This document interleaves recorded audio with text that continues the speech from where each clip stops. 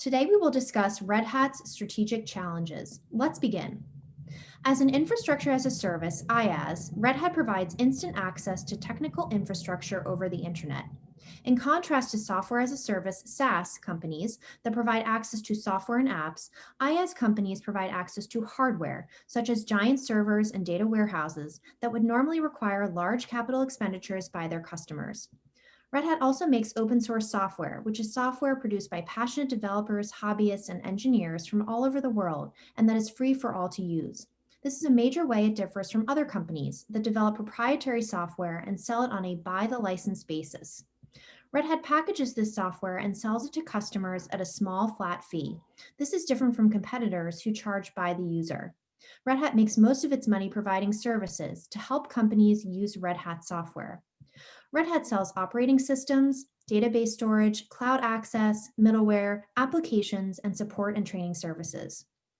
Although Red Hat is open source, from the consumer's point of view, Red Hat's products are quite similar to products offered by several other companies. Red Hat competes in the enterprise software industry.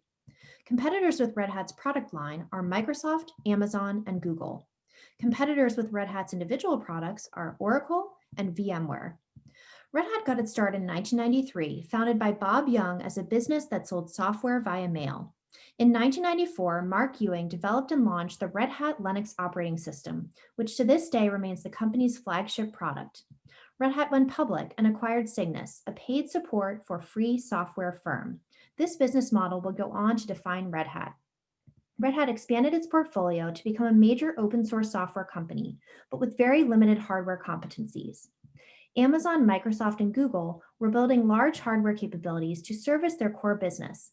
They realized that these hardware capabilities, when coupled with easy-to-use software, could be loaned out to other companies using SaaS business models.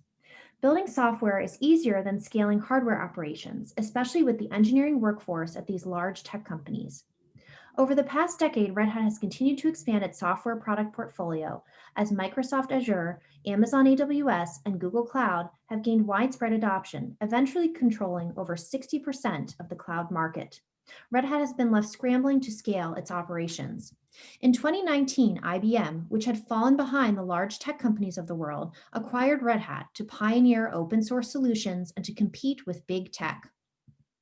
Amazon, Microsoft, Google, and Red Hat started at very similar stages, but big tech companies were able to leverage their economies of scale and to ramp up service competencies.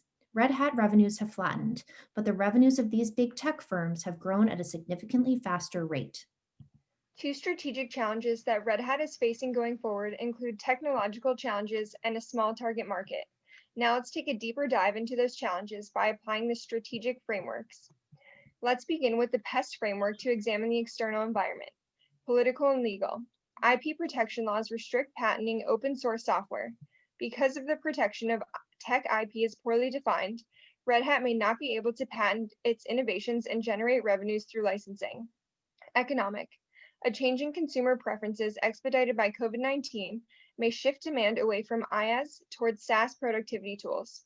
Moving forward, companies may shift away from evaluating their infrastructure needs in isolation and develop a preference for products that offer productivity gains by having seamless integration of software and infrastructure. Red Hat's competitors that develop SaaS products are best equipped to leverage such opportunities in changing consumer preferences. Technological. Red Hat may not be able to adequately respond to rapidly changing technology and security standards due to Red Hat's open source developer base that it does not control. Now let's take a look at where Red Hat fits into the VRIN framework.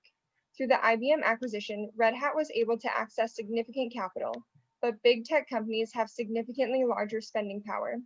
Red Hat employs rare Linux engineers who help consult and train company workforces, but large tech firms get around this by making their platforms easy to use, eliminating the need for such support. Red Hat products, though built using open source, perform the same functions as proprietary software, so they are not well differentiated. Cost advantage offered by Red Hat products comes at the cost of poor integration across product lines and additional expenses. This is not a competitive advantage. The open source community of developers is valuable and rare, but the salaried engineers at large companies are just as skilled and can react to shifting trends faster. Red Hat relies on the open source community to build its software and few engineers of its own to support new releases. As a result of this, Red Hat software is not updated as frequently as its competitors, and Red Hat customers do not have immediate access to the latest products. Due to its open source roots, Red Hat focuses its innovation on creating the most cutting-edge open source product rather than investing in creating a better user interface or experience. Therefore, Red Hat products are difficult to use and appeal to a niche market. Since Red Hat relies on the open source community to develop its products, the community itself makes strategic decisions about features and the end result. Without the ability to make these important decisions, Red Hat may find it difficult to compete with its competitors that have autonomy on their product line. Red Hat's technological challenges limit its ability to appeal to a broader market. Since Red Hat products are difficult to navigate and integrate, Red Hat's ideal customers are those with a Linux team to support Red Hat infrastructure.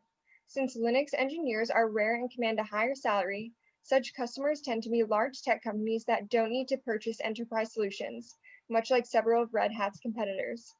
Other target customers for Red Hat are companies that want to focus on building software and wish to outsource their infrastructure needs to Red Hat completely. Buying support from Red Hat would negate any cost savings had from Red Hat's lower prices, so it is a tough sell. Red Hat's competitors such as Microsoft, Google, and Amazon provide an easy-to-use interface that does not require specialized staff to operate. These products have a broader appeal and can be sold to small and medium-sized businesses, unlike Red Hat products that need specialized teams to support and can only be sold to niche, large enterprises.